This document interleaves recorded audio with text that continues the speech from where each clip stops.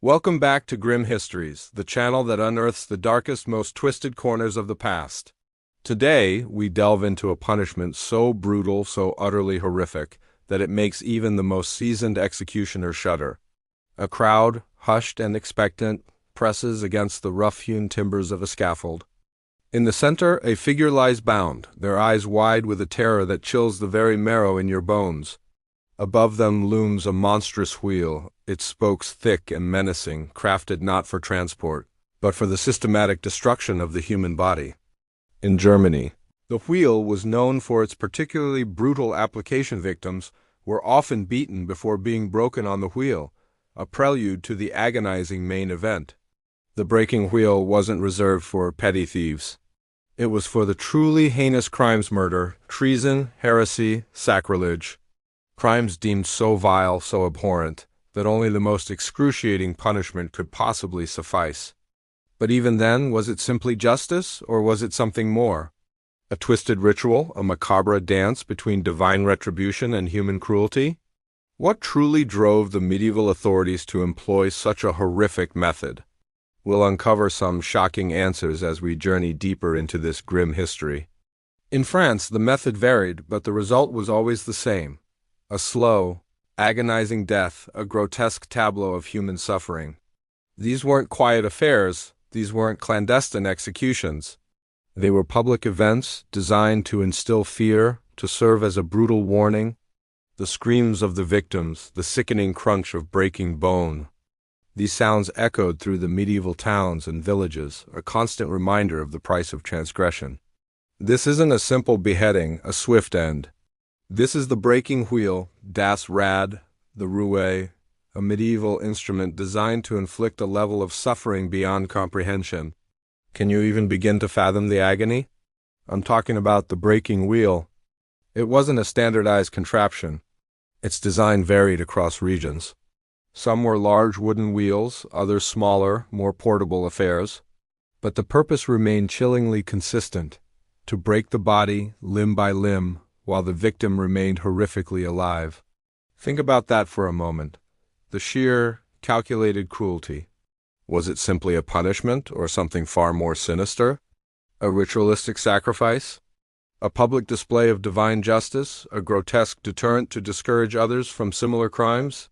Subscribe now and join us as we unravel the chilling truth behind this medieval instrument of torture, a fate some believed was worse than death itself. Some accounts trace it back to ancient Rome, a grim precursor to the more refined methods of the Middle Ages. Others suggest a more organic evolution, a gruesome adaptation of existing torture methods that reflected the brutal realities of the era. Whatever its origins, by the High Middle Ages, the breaking wheel had become a chillingly common spectacle. Imagine, if you will, a scene ripped from the darkest nightmare. The wheel itself, a symbol of the sun, of life ironically twisted into an instrument of agonizing death. Historians tell us that the breaking wheel's origins are shrouded in mystery, lost somewhere between the misty valleys of the Holy Roman Empire and the grim castles of France. We have accounts, chillingly detailed accounts, from across Europe. What were these transgressions, you ask? We'll delve into that in later parts, but let me give you a tantalizing glimpse. The breaking wheel wasn't reserved for petty thieves. It was for the truly heinous crimes: murder, treason, heresy, sacrilege.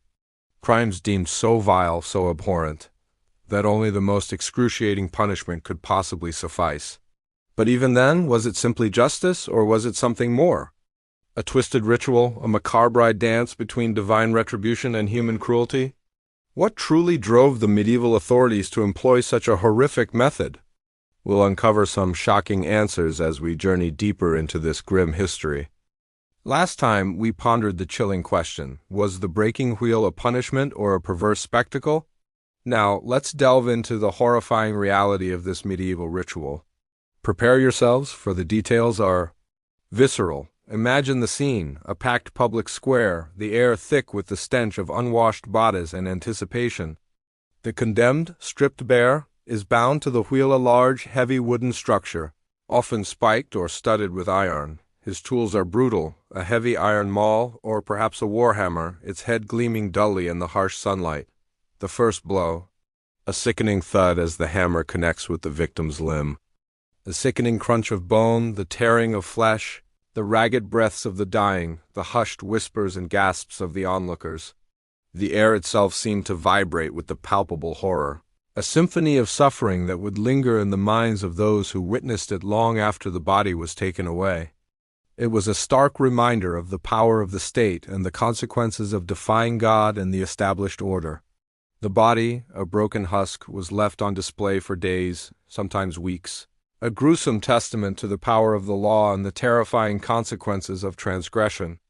Bone splinters, flesh tears, the air filled with a horrific crack, a sound that echoes through the morbidly curious crowd. These men were often outcasts, reviled and feared. They were the gatekeepers to the afterlife, the agents of divine wrath, and their skills were honed through years of grim practice. They were masters of their trade, experts in inflicting pain, but were they also victims themselves, cursed by the very nature of their work? That's a question we'll explore further down the line. This wasn't just any wheel. It was a symbol of divine justice, a grotesque instrument designed to inflict maximum suffering. One by one, each limb was systematically targeted. The executioner worked methodically, a grim craftsman of pain, ensuring each blow achieved its gruesome purpose. The condemned screams, initially piercing, gradually weaken into gasps and strangled cries as their body is systematically broken. Can you even begin to imagine the sheer terror, the sheer unbearable pain? Think of a carpenter's wheel, but magnified to monstrous proportions, and imbued with the malevolent intent of a vengeful god. The executioner, a figure shrouded in a grim aura, approaches. This wasn't a swift, merciful end. Oh no, this was an agonizing symphony of destruction. Regional variations existed, of course. Some regions favored a more efficient approach, focusing on the major joint shoulders, hips, knees, elbows, shattering them quickly to hasten the end. Others, driven by a more perverse cruelty, would meticulously pulverize every bone, turning the body into a grotesque parody of its former self. Think of it, the slow, agonizing destruction of a human frame, each blow a testament to the medieval obsession with public humiliation and the divine retribution, and the sounds. Oh, the sounds. The role of the executioner wasn't merely a job. It was a cursed vocation. The breaking wheel wasn't just about the physical act of breaking bones. It was a carefully orchestrated spectacle, a performance designed to instill fear and awe in the populace. It was a stark reminder of the power of the state and the consequences of defying God and the established order. The body, a broken husk, was left on display for days, sometimes weeks, a gruesome testament to the power of the law and the terrifying consequences of transgression. So, we've witnessed the gruesome mechanics of the breaking wheel, we've seen the body contorted, the bones splintering under the blows, but who exactly was deemed worthy of such a fate? Who were the unfortunate souls selected for this agonizing public spectacle? The answer, my friends, is far more complex than you might imagine. It wasn't simply a matter of a quick trip to the gallows. The breaking wheel held a particular chilling place within the medieval justice system. The medieval world was a deeply religious one, where the church's authority was absolute. But within the medieval worldview, these punishments were seen as just even necessary. They were designed not only to punish the offender, but also to deter others from committing similar crimes, to reinforce the social order, and to reaffirm the power of both the secular and religious authorities. The breaking wheel, in all its gruesome glory, was a potent symbol of this power, a chilling testament to the harsh realities of medieval justice. A grim reminder that the line between justice and barbarity was often blurred, if not completely erased, in those dark ages. To question the doctrines of the Church, to deviate from the prescribed beliefs, was to invite the wrath of both the earthly and heavenly powers. Heretics were seen as threats to the spiritual fabric of society, agents of chaos and evil. The breaking wheel, in this case, became an instrument of religious terror, a brutal reminder of the consequences of challenging the established religious order. It served not only as a punishment, but also as a horrific display of the Church's power, a public demonstration of its ability to crush dissent and enforce conformity. It wasn't reserved for just any petty criminal. Oh no, this was a punishment reserved for the truly wicked, the truly defiant, the truly deserving of God's and the king's wrath. The crimes punishable by this horrific method spanned a wide spectrum. At the lower end, you'd find the usual suspects, highway robbery, a particularly egregious form of theft in a time when travel was fraught with danger. Think of the desperation, the brazen audacity required to prey upon weary travelers, risking the king's wrath and the fury of a god who favored order and justice. And country was another common reason to find oneself strapped to the wheel. In the feudal system, loyalty was paramount. The king was not just a ruler. He was a divinely appointed figurehead, a representation of God's will on earth. To betray him was to betray God himself, an act of such profound wickedness that only the most extreme punishment would suffice. The breaking wheel, in this context, became a symbol of the shattering of the political order, a grim warning against rebellion and disloyalty. These weren't simply thieves. They were disruptors of the fragile peace, threats to the established order. Their actions, seen as a blatant disregard for the laws of both man and God, warranted a punishment as equally brutal and memorable. Then we climbed the ladder of transgression. Parricide, the murder of one's own parents, was another crime, frequently met with the breaking wheel. Can you imagine the sheer horror of such an act in a society that deeply revered family ties and filial piety? The breaking of the family unit was seen as a sacrilege, a shattering of the very foundation of society. The punishment, therefore, had to be equally shattering, a brutal reflection of the profound transgression committed. But it wasn't just about crimes against individuals. Treason, the ultimate betrayal of one's king. Finally, and perhaps most chillingly, heresy often led to a date with the breaking wheel. The logic behind these punishments, viewed through a modern lens, may seem barbaric and senseless. But within the medieval worldview, these punishments were seen as just, even necessary. They were designed not only to punish the offender, but also to deter others from committing similar crimes, to reinforce the social order, and to reaffirm the power of both the secular and religious authorities. The breaking wheel, in all its gruesome glory, was a potent symbol of this power, a chilling testament to the harsh realities of medieval justice. A grim reminder that the line between justice and barbarity was often blurred, if not completely erased, in those dark ages. So the bones are shattered. The body, a grotesque parody of humanity, hangs limp from the breaking wheel. But does the horror end there? Think again. For in the grim tapestry of medieval justice, the aftermath of the breaking wheel was often as brutal and terrifying as the execution itself. In most cases, the condemned weren't granted the swift mercy of a quick death. Instead, they were left to writhe in agony, exposed to the elements, often for days. Imagine the scene, a ravaged body, broken beyond repair, hanging from the wheel, a macabre spectacle for all to see.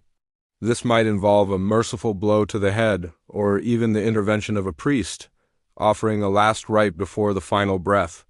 These instances, though rare, highlight the nuances of medieval justice, a system that wasn't monolithic but rather a complex interplay of religious dogma, social pressures, and the whims of those in power.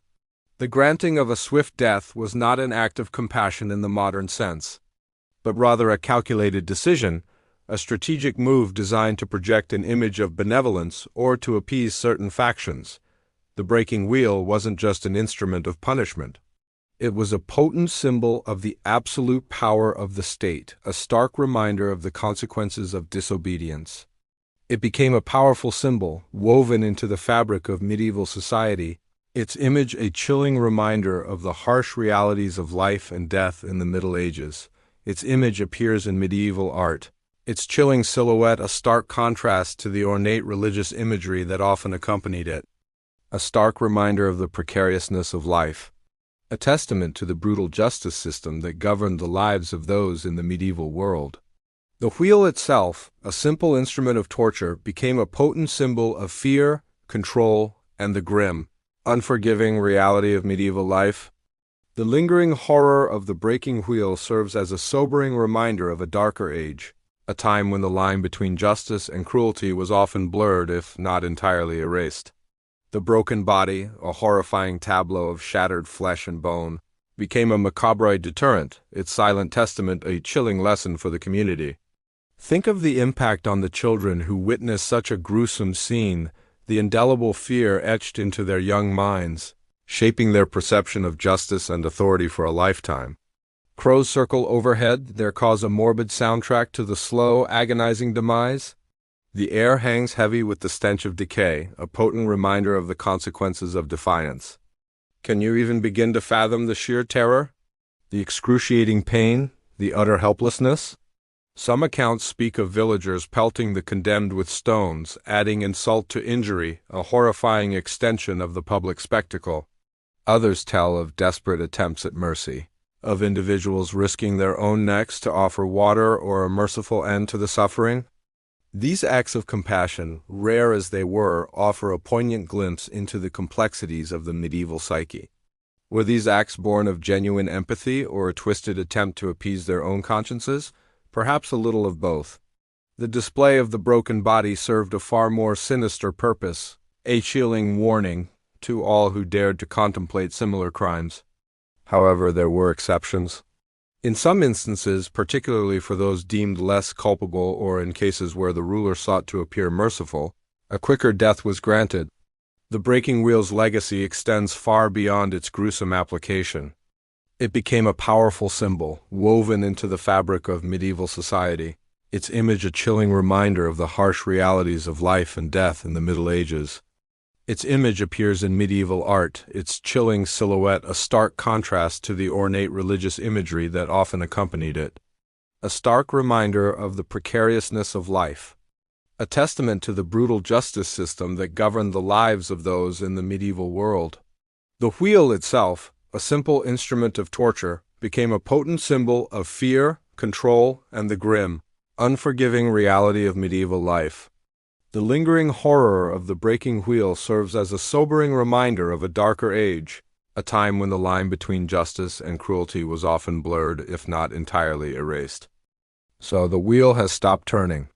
The screams have faded into the dust of history, but the legacy of the breaking wheel? That, my friends, is a story that refuses to be silenced. Its image, its very essence, seeped into the cultural bloodstream of Europe, leaving an indelible mark on art, literature, and even our subconscious understanding of justice. Writers, poets, and playwrights throughout the centuries have revisited the breaking wheel, using it as a metaphor for oppression, societal cruelty, and the fragility of life itself. It became a shorthand for the extreme, a symbol of the ultimate punishment, a point of no return. The use of the breaking wheel persisted in some parts of Europe far longer than others, a testament to the inertia of tradition and the slow pace of social change. Think of the regional variations we discussed earlier. Some regions were quicker to abandon it, while others clung to it with grim determination. It's a chilling testament to the capacity for human cruelty, but also a powerful symbol of the progress, however slow and uneven, towards a more humane and just world. It's a story that should make us pause, reflect, and appreciate the long and often arduous journey towards a less brutal future. But even in its demise, the legacy of the breaking wheel remains a cautionary tale whispered on the winds of history, a testament to the enduring power of fear and the slow, agonizing march towards justice. This variation speaks volumes about the fragmented nature of medieval society and the uneven distribution of power and justice. This is where the grim fascination comes in. It's a morbid curiosity that keeps the wheel turning, metaphorically speaking, in our imaginations. The rise of more sophisticated legal systems, a growing awareness of human rights, and the evolving understanding of crime and punishment ultimately led to its abolishment. Its demise wasn't a victory celebration, but a quiet acknowledgement that a more just, even if still imperfect, system was emerging. Think about it. How many medieval paintings or woodcuts depict this horrific scene? The gradual decline of the breaking wheel itself is a fascinating case study in the evolution of justice systems. The Enlightenment, with its emphasis on reason and human rights, slowly chipped away at the foundations of such brutal practices. As societies progressed, the barbarity of public executions like this started to be seen not as a deterrent, but as a reflection of a cruel and unjust system. The rise of more humane forms of capital punishment like the guillotine marked a significant shift, a move away from the prolonged agony of the breaking wheel towards a quicker end.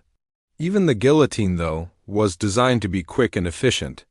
The wheel was designed for prolonged pain and spectacle. The broken body, a twisted macabre sculpture, served as a potent warning, a stark reminder of the consequences of defying authority. Imagine stumbling upon such an image in a dimly lit cathedral, a chilling reminder of divine wrath and earthly retribution. It's the kind of image that stays with you even centuries later. We've journeyed through the gruesome mechanics, the chilling justifications, and the agonizing aftermath of this medieval instrument of terror. Now, let's explore its enduring impact, a grim testament to the enduring power of fear and the slow, agonizing march of societal progress. The breaking wheel, while thankfully consigned to the annals of history, didn't simply vanish without a trace. The wheel's symbolic power transcended mere visual representation. But the story doesn't end with chilling imagery and literary allusions. However, the transition wasn't uniform or immediate. The final nail in the coffin for the breaking wheel wasn't a singular event, but a slow erosion of its justification. The breaking wheel, then, stands as a stark reminder of a darker age, a brutal chapter in the history of justice. It's a chilling testament to the capacity for human cruelty, but also a powerful symbol of the progress, however slow and uneven, towards a more humane and just world. It's a story that should make us pause, reflect, and appreciate the long and often arduous journey towards a less brutal future.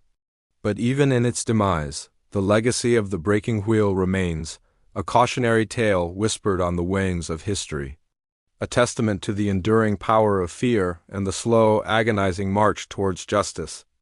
So there we have it, the bizarre tale of the dancing plague of 1580, the surprisingly effective propaganda of the Pied Piper, the unsettling mystery of the Voynich manuscript, the chillingly efficient postal service of the Mongol Empire, and finally, each of these events, however outlandish, offers a glimpse into the beliefs, fears, and social structures of their respective times. To truly grasp history, we must strive to see beyond the dominant narratives, to consider the perspectives of those often marginalized or silenced. The Pied Piper, for instance, might be a cautionary tale of societal neglect, not just a fantastical legend. The utterly absurd case of the exploding whale of 1970, we've journeyed through mass hysteria, dubious legends, cryptographic enigmas, and a truly spectacular example of nature's unexpected theatrics, all within the span of a few centuries. Like this video if you found this journey through the unusual corners of history intriguing, and subscribe to the channel to explore more hidden narratives. We'll see you in the next video. Let's be honest, a spontaneous dance marathon lasting months, a rodent-induced child abduction possibly rooted in social unrest, an indecipherable book, and a whale exploding in a suburban street. It's a historical highlight reel of the exceptionally weird and unexpectedly grim. The lesson here isn't simply that history is strange. It's that our understanding of history is shaped by the stories we choose to tell, and by whose stories get told.